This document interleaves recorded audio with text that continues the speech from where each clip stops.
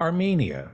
Nancy Pelosi Nancy Pelosi visited Armenia. Armenia is buttressed up against Turkey on the Western Front, and on its eastern front, Azerbaijan. To the north of Armenia is Georgia, and then below it is Iran and Iraq.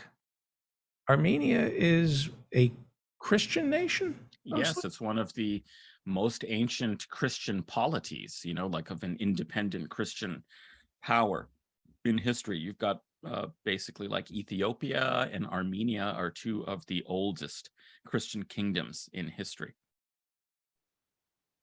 They're a democracy. Nancy Pelosi went there to speak out against the border conflicts. I guess there was 2 years ago, there was a 4-week war between Azerbaijan. As I understand, there are Armenians living in Azerbaijan, correct? And they, Yeah, well, there's this region, the Nagorno-Karabakh region, right? and like so many of these borders being drawn and the birth of new nations out of empire, you have these stranded populations and these just I'm forgetting the places in Georgia that were at issue, Transnistria and so on. It's a very similar kind of situation here now, not involving Russian ethnic and linguistic populations, but Armenian populations that were in this region that was part of the state. This is the Soviet Republic of Azerbaijan when it became an independent country. Then you have a small ethnic minority whose status and disposition with this new nationalism that changes completely their political environment and so on. We're very concerned about their neighboring Armenia was very concerned about their status. Armenians in the region declared independence, a republic of the Nagorno-Karabakh Republic. This is like 20 years ago, right? Yeah, this is in like the early mid-90s. So this is what happened as a result of the collapse of the Soviet Union. All of these issues and problems begin to arise in pressing sorts of ways of ethnic and national conflict. So Armenia supported this breakaway sort of republic from Azerbaijan. It started a war between Azerbaijan and Armenia, disputed lots of casualties and death over periods of intense conflict, and then it would sort of simmer down into some kind of tense, status quo. And I think what's happened is that as a result of the recent war, I believe Azerbaijan retook these territories. It caused, I'm sure, I haven't followed all the news reports, but refugees into Armenia. And I think subsequently, the real problem here is that Armenia, the Azerbaijanis have pressed further and made attacks upon Armenia as well, further into like actual territory, the territorial space across the border. And again, this is a case where this is a tense environment situation that normally relations between these two powers, as they had been in the past, would often be diplomatically brokered by Russia. That would intervene or at least bring the parties together or try and put a lid on how intense and make sure that certain red lines aren't crossed and so on. And I think with the war in Ukraine, I'm not sure there is the attention and the troops and all of that. And maybe that was seized by Azerbaijan as an opportunity to, finally take back territory that was technically originally part of Azerbaijan, but was a majority ethnic Armenian territory. Great. And one of the things that we talked about at the top of the show is, and I had forgotten that Biden and America, I finally called the slaughter of 1.5 million Armenians genocide. yeah, That Yeah, has taken decades for the American government to identify it as genocide. that's right. Yeah. Why why the holdup? One reason is because Turkey is a important country and a NATO ally, and was really important during the Cold War, in ringing the Soviet Union and making sure that it didn't have unfettered access into the Mediterranean and so on. So Turkey's position there with the between the Black Sea and the Sea of Marmara, which empties out into the Mediterranean, was very significant and important. So I think that is probably one of the main reasons. And I think as Turkey has pursued a more independent policy, somewhat not quite non-alignment, but of playing as many sides as possible and attempting to establish itself as a regional hegemon and regional power, capable of intervening in places like Libya, where they did try and intervene, in Syria, pursuing their own interests. They have pushed a kind of a 5 mile, a 10, 15 kilometer stretch into Syria as a zone that they are controlling, for example. Um, that has kind of taken it out of the orbit of US policy, I think, you know, the United States, like some other European countries and Canada, has a very large Armenian diaspora. Right. And in fact, actually, there are far more people of Armenian, descent in the Middle East, used to be in Turkey. Okay, like a lot of Turkey used to be Armenian before, in the East. Politically, why is it so difficult for Turkey to acknowledge what happened? This was Yeah. I think there were two slaughters, one right before World War One, and then one 10 years before World War One. I don't have it. Yeah, there are a couple of periods in the late 19th and early 20th century where there were like forced migration. A lot of people died on this, forced migration and expropriation of their, property and land.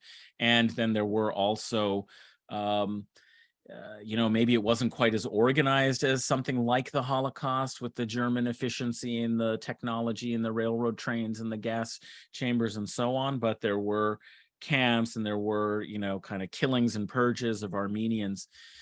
I myself don't understand. I mean, there is an ultra Turkish nationalism that operates here as well.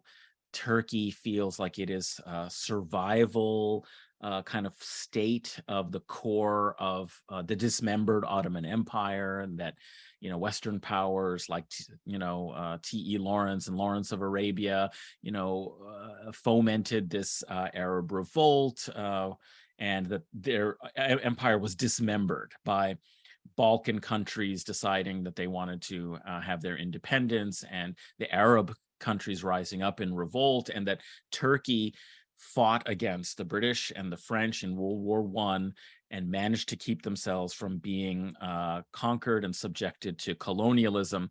And so they have this kind of nationalist kind of sense of their history, that they were this empire, this very important country, and that they also, I think, in consolidating, this is why I really just despise nationalism, in consolidating what was in reforming a Turkish identity, and as part of the nation state, the new nation state, the republic that emerges outside or after the collapse of the Ottoman Empire.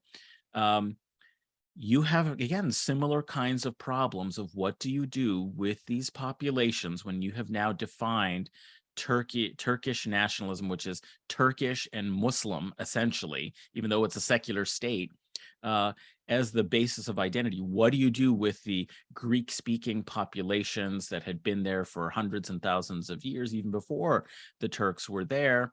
You have a transfer of populations with Greece, where people who lived in Anatolia, Anatolian Greeks, were forced to go to, the Balkan Greece.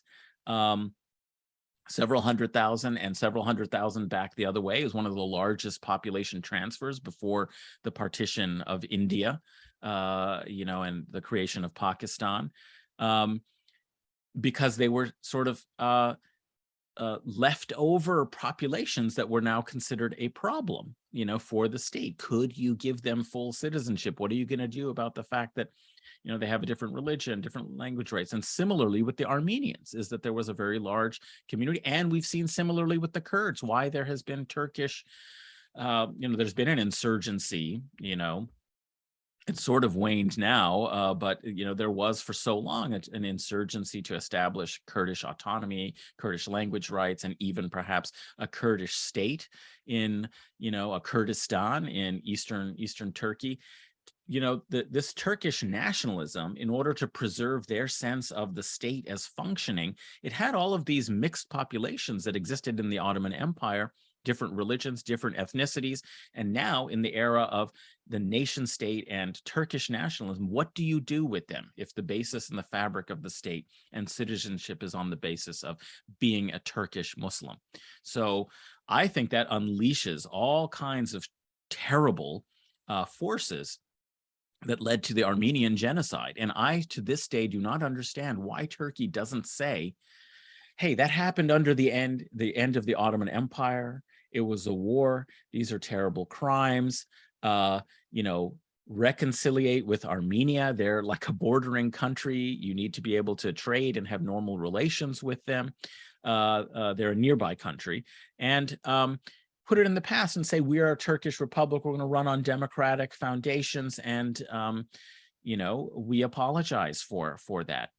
Unfortunately, they can't get over that. I think it's very difficult to have those conversations because of this extreme Turkish nationalism. And, there was a pathway towards this. There was a period where it looked like there was going to be much more reconciliation and dealing with the outcomes of the past when Turkey was undergoing the major reforms under Erdogan in his first term.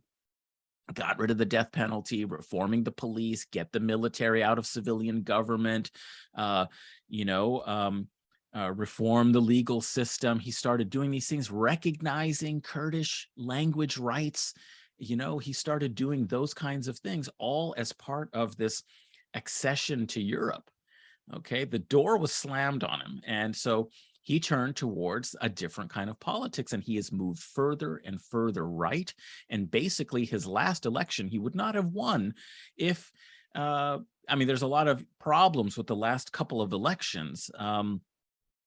But fundamentally, the way in which he managed to win is he basically made an alliance and took over the policies of the extreme Turkish right wing, the right-wing ultra-nationalists, the Grey Wolves party, and has prosecuted war against the Kurdish. And likewise, that has made it much less possible to actually have an open and honest dialogue about the history of the nation and, what crimes were committed in the forging of it with the end of the Ottoman Empire and the establishment of the Turkish Republic. So I don't see much hope for really reconciling at this point.